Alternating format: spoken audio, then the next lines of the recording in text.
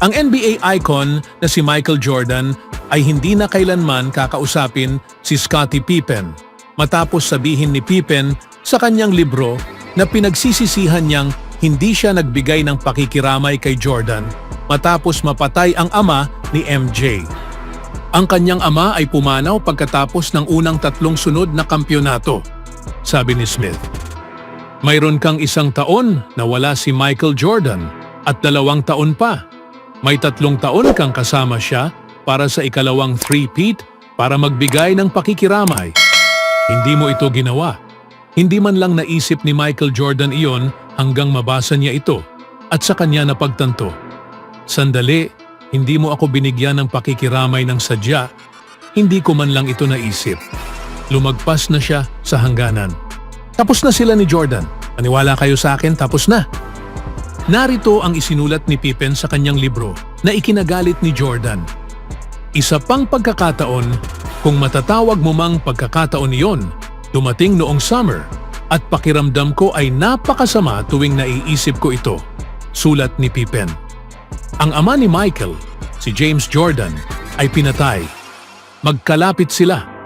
Nang marinig ko ang balita, dapat sana'y kinausap ko agad si Michael. Sa halip, dumaan ako sa PR department ng Bulls at nang sinabi nilang wala pang nakikipag-ugnayan sa kanya mula sa organisasyon, tumigil na ako.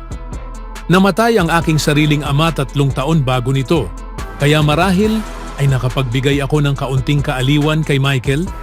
Hanggang ngayon, hindi pa namin napag-usapan ang tungkol sa pagkamatay ng kanyang ama. Si Jordan at Pippen ay nanalo ng 3 NBA championships bago napatay si James Jordan at 3 pa pagkatapos nito. Maraming pagkakataon si Pippen para kausapin si Jordan tungkol sa pagkamatay ni James Jordan, ngunit hindi niya ito ginawa. Agad akong tumawag kay Tim Hallam, ang PR guy ng Bulls, nang marinig ko ang balita, sulat ni Pippen. Umaasa akong maipapaabot ni Tim kay Michael kung gaano ako nalungkot para sa kanya at sa kanyang pamilya.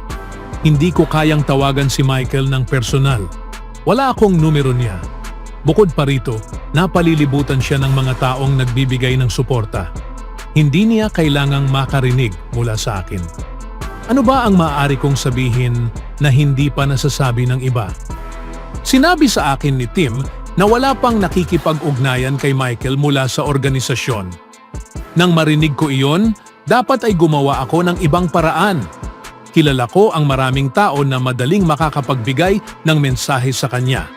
Sa halip, sinabi ko sa sarili ko na sapat na ang ginawa kong pagsubok. Magbibigay ako ng pakikiramay sa susunod naming pagkikita sa training camp sa Oktubre. Pagbabalik tanaw, sana masisisi ko ang aking kabataan sa pagiging sobrang insensitibo. Pero hindi ko magawa. Walang dahilan.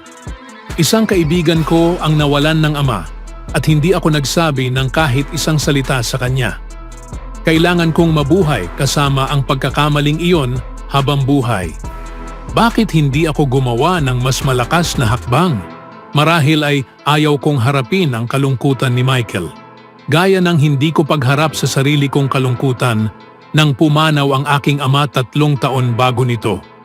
Lagi akong magaling sa pag-iwas sa ganoong uri ng sakit.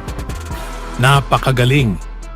Si Jordan at Pippen ay nanalo ng 6 na NBA titles magkasama sa Chicago Bulls at nakatatlong sunod sila ng 2 beses. Nakakalungkot, hindi na sila kailanman mag-uusap at kasalanan yon ni Pippen.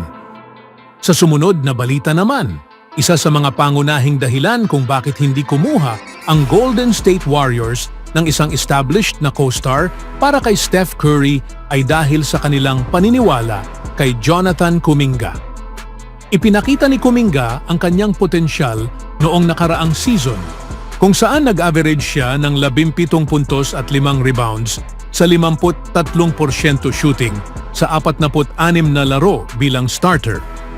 Ang Warriors ay may record na 27% hanggang 19 sa mga larong iyon at nagkaroon sila ng tagumpay sa paggamit kay Kuminga sa starting lineup. Hindi handang isama ang ika-7 overall pick sa anumang trade ngayong summer. Umaasa ang Warriors na makikita nilang umangat pa si Kuminga ngayong NBA season. Naging viral si Kuminga noong nakaraang season matapos magbago ng kanyang hitsura nang magpagupit siya na agad nakapukaw ng pansin ng mga fans. May ilan pang sumubaybay sa kanyang stats bago at pagkatapos ng gupit at napansin nila ang pagtaas ng kanyang produksyon sa bagong mukha na iyon. Sa mga kamakailang larawan na ibinahagi sa Instagram, makikita si Kuminga na naka-blonde ang buhok at may blonde na goatee. Mas malaki ang pagbabago ng kanyang itsura ngayon kumpara sa gupit niya noong nakaraang season. Maraming komento ang tumugon sa bagong itsura ni Kuminga. Sabi ni Simrah Awan, nasa kanyang blonde era siya. Sabi naman ni Amanda Bobanda, tandaan kung ano ang nangyari noong huling nagbago si JK ng buhok, nakaabang na ang liga. Tulad ng nabanggit ng mga fans, humusay ang laro ni Kuminga matapos ang pagbabago ng buhok noong nakaraang season. Kaya marahil ang bagong itsura na ito ay magpapataas pa lalo ng kanyang laro. Sa ibang balita, napakagandang panoorin ang laban sina LeBron James at Stephen Curry na magkasamang nakikipagkompetensya para sa gintong medalya sa Paris Olympics. Si LeBron ay nararapat na Olympic MVP, ang leader at pangunahing shot creator para sa Amerika, na nag-average ng 14 na puntos, 8 assists at 6 na rebounds sa loob ng wala pang 25 minuto kada laro. Si Steph ay nagsimula ng mabagal sa Paris Olympics. Ngunit sa mga kritikal na sandali ng medal round laban sa Serbia at France, ginawa niya ang mga bagay na siya lamang ang kayang gawin. Ito ang nag-iwan ng mas matinding interes mula sa mga fans at marami ang nagnais na muling magkasama sina Curry at LeBron sa NBA. Tinanong si Curry tungkol dito sa isang malawak na panayam ni Natasha Dai mula sa People. Sobrang daming laban namin ni LeBron sa court at lahat ng mga palitan, pero ang katotohanang nagkasama kami bilang teammates. At hindi lang sa kahit anong laro gaya ng All-Star Game, kundi sa mataas na stakes ng basketball kung saan marami ang nakataya. Sa tingin ko, may mas malalim na respeto at pagkakaibigan na nabuo doon. Sana, magkaroon pa ng mas maraming pagkakataon sa hinaharap, kahit na hindi man kami maging teammates. Dagdag pa niya na binanggit na ang dalawang basketball greats ay kailangan pa ring maglaban laban sa isa't isa hanggang matapos ang lahat. Pagbalik nila sa kani-kanilang NBA teams sa Oktubre para sa bagong season. Parehong pumirma sina Curry at LeBron ng extensions kasama ang kanilang kasalukuyang teams ngayong summer.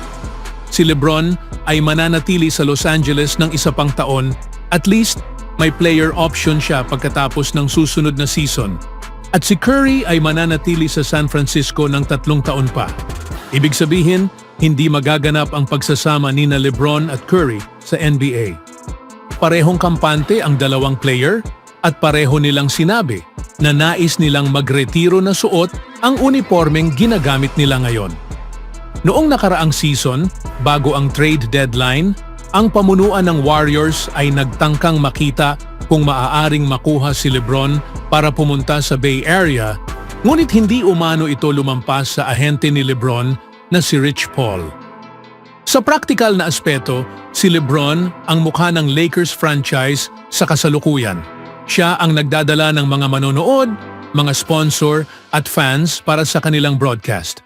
Napakalaking kita ang hatid ni LeBron para sa franchise, kaya hindi nila ito kayang ipagpalit. Ganon din si Curry sa Warriors. Ang tanging paraan para mangyari ang trade ay kung mismo sina LeBron o Curry ang humiling nito. Ngunit wala sa kanilang plano ang gawin iyon sa ngayon. At kahit na mangyari, ang magiging kapalit ng trade ay maaaring mag-iwan ng kulang na talento sa team na tatanggap sa kanila, na magiging laban ng dalawang star kontra sa mundo. Masaya sanang makita sina James at Steph na magkasamang lumalaban muli para sa isang mahalagang bagay at palaging mananatili ang mga alaala ng Paris. Ngunit ang muling pagsasama nila bilang teammates sa NBA ay tila hindi magaganap. Ano ang masasabi niyo mga kaibigan? always do it on my own, so I gotta get through it. And the only thing I know is to love what I'm doing. Never give up, never slow, till I finally prove it. Never listen to the no's, I just wanna keep moving. Keep my head up when I act, head up, that's a fact. Never looking back, I'ma keep myself on track.